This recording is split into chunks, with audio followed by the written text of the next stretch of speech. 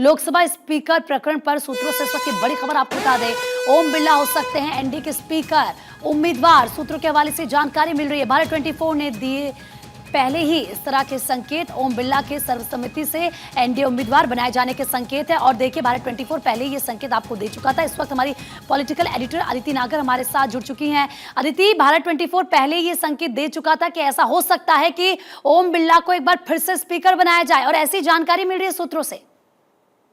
बिल्कुल, देखिए, और कुछ ही देर में नामांकन जी सामने आ जाएगी।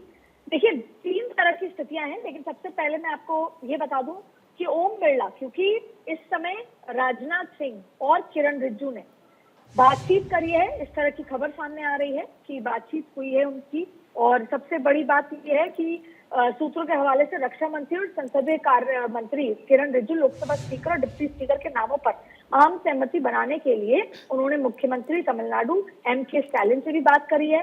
उसके साथ साथ उन्होंने मल्लिकार्जुन खड़गे, अखिलेश यादव, ममता बनर्जी से भी बात की है। एनडीए के सहयोगी दलों के प्रमुख नेताओं से भी बात की है। तो ये एक्सरसाइज चल रही थी, लेकिन आप देखिए कितनी सीक्रेसी है, क्योंकि सहमति बहुत महत्वपूर्ण है। और ऐसी स्थिति में इसी तरह की बात सामने आ रही है। तीन बातें कल रात तक थी, लेकिन जैसे ओम बिरला फ्रंट रनर थे। दूसरी इसलिए क्योंकि उन्होंने बेहतर तरीके से पिछली बार भी विपक्षियों के साथ तालमेल बिठाने की कोशिश की थी, और विपक्षियों को उनके नाम से बहुत ज्यादा आपत्ति नहीं थी। दूसरी बड़ी बात है कि उनके पास एक्सपीरियंस है। इस बार सरकार को एक एक्सपीरियंस खिलाड़ी की जरूरत है। दूसरी बड़ी बात है कि नाम सीनियर नेताओं के भी आए थे।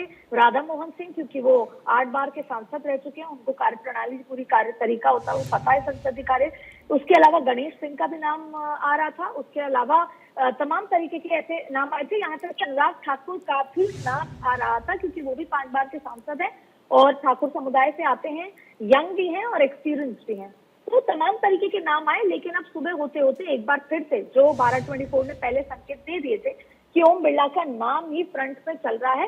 पिछले 5 दिनों में जिस तरीके से उनकी कार्यप्रणाली रही है, कल भी वो ब्यौरा देख रहे थे, जबकि कल प्रोटेम स्पीकर के बाद स्पीकर, लोकसभा स्पीकर दोबारा चुना जाता है। लेकिन उन्होंने पूरी व्यवस्था वहां पर की। पिछले 5-7 दिनों में उन्होंने पूरी व्यवस्था को देखा।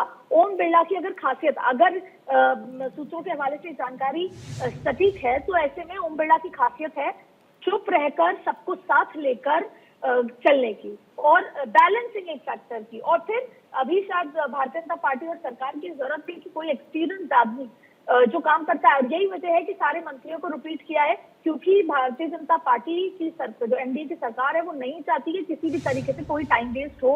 और अभी की स्थिति में जो बदली हुई संसद है, 272 प्लस और 272 माइनस का जो डिफरेंस है, जो संसद में बहुत अच्छे से नजर भी आ रहा है, ऐसे में कोई एक्सपीरियंस खिलाड़ी, कोई एक्सपीरियंस स्पीकर, क्योंकि एक भी चूक सरकार इस समय हैंडल नहीं कर पाएगी। ऐसी स्थिति में ओम बिरला बेहतर तरीके से समझते हैं कि क्या सरकार की जरूरतें हैं, कैसा विपक्ष है। अदिति, बस मैं आपको थोड़ी देर के लिए रोकना चाहूंगी, आप बने रहिएगा हमारे साथ। एक बार फिर से मैं आपका रुख कर रही हूँ, लेकिन इस बीच एक बड़ी खबर ये मिल रही है सूत्रों के हवाले से, लोकसभा स्पीकर को लेकर कि आम सहमति की कोशिश है। राजनाथ सिंह, किरण रिजिजू ने विपक्ष से बात की है, खड़गे, एमके स्टालिन, अखिलेश यादव से भी बात की है, स्पीकर पद को लेकर ममता बनर्जी से भी बात की है, एनडीए के सहयोगी दलों के प्रमुख नेताओं से भी बात की है। तो सूत्रों के हवाले से जानकारी मिल रही है। अदिति लगातार हमारे साथ बनी हुई है।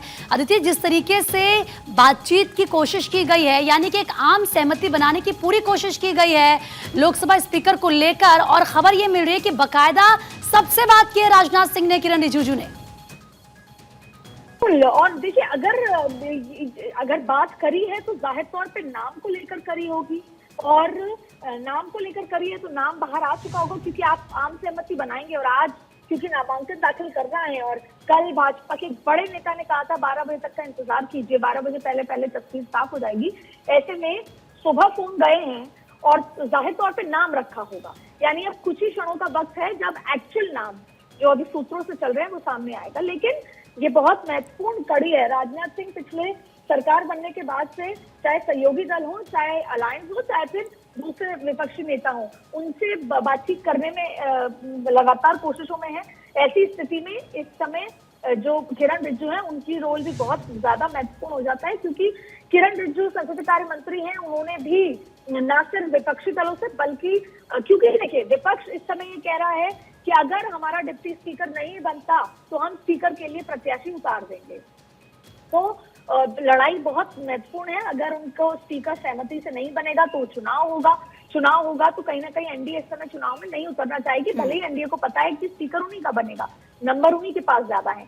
उसके साथ साथ एनडीए के सहयोगी दलों से भी सहमति, क्या उस स्पीकर के नाम पे वो सहमत है, क्या डी पुरंदेश्वरी जिनको डिप्टी स्पीकर बनाने की बातचीत थी उनको लेकर चंद्रबाबू नायडू क्या सोचते हैं। तो ये सब कल से लेकर आज तक आपने देखा कि कल जेपी नड्डा की 2 बार मुलाकात हुई अमित शाह से। तो लगातार बैठकें और जो हिडन मीटिंग्स है, अंडर द कार्पेट मीटिंग्स है, उनका सिलसिला चल रहा है। लेकिन आज का दिन खास तौर पे अगले कुछ घंटे बेहद महत्वपूर्ण है, क्योंकि जो नाम होगा उससे तय होगा कि विपक्ष क्या चाहता है। अब पर बात अगर लोकसभा स्पीकर की करें और लगातार पिछले 5 सालों में विपक्ष ने हंगामा भी किया, निष्कासित भी हुए, तो सवाल उठता है कि क्या ओम बिरला के नाम पर विपक्ष सहमत होगा। और विपक्ष से अगर स्पीकर की सहमति नहीं भी ली जाए, जरूरत नहीं है नंबरों के चलते, पर वो डिप्टी स्पीकर की डिमांड करेगा। अगर वो डिप्टी स्पीकर की डिमांड करता है तो फिर स्पीकर का चुनाव होगा। तो ऐसे बहुत सारे सवाल खड़े हैं, लेकिन फिलहाल सहमति का जो ये राउंड है, जिसके लिए कल प्रधानमंत्री मोदी ने अपने पहले 18वीं लोकसभा के सेशन के भाषण में कहा कि सहमति से आगे बढ़ने की जरूरत है और हमें एक मैच्योर विपक्ष की जरूरत है, मजबूत विपक्ष। तो आप देखिए आगे क्या क्या होता है, लेकिन अगले कुछ घंटे, कुछ क्षण बेहद महत्वपूर्ण है और उसके बाद पिक्चर एकदम क्लियर हो जाएगी। अदिति, आप नजरें बनाए रखेगा। फिलहाल आपका बहुत बहुत शुक्रिया तमाम जानकारी देने के लिए।